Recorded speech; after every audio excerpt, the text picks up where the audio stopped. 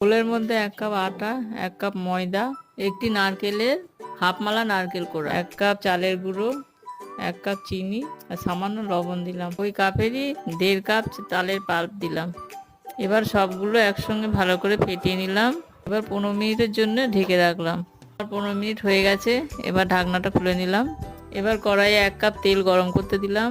এবার এইভাবে বড়াগুলো একে একে ছেড়ে দিলাম। বড়াগুলি আমার ভাজা হয়ে গেছে। এবার আমি একে একে তুলে নিলাম। এবার বন্ধুরা একটি টিপস বলছি, তালের পাল্পটি যদি তিতো লাগে তোমরা তালের পাল্পটির মধ্যে হাফ কাপ জল দিয়ে গুলে একটি সিল্কের কাপড়ের মধ্যে ঢেলে 2 ঘন্টার জন্য ঝুলিয়ে রাখবে। দেখবে বাড়তি জল বেরিয়ে গেছে। এবার বড়াগুলি ভেজে খেয়ে দেখবে কোনো তিতো ভাব লাগবে না। বন্ধুরা, আমার পরের ভিডিওগুলো দেখতে হলে আপনারা চ্যানেলটি অবশ্যই সাবস্ক্রাইব করে রাখবেন।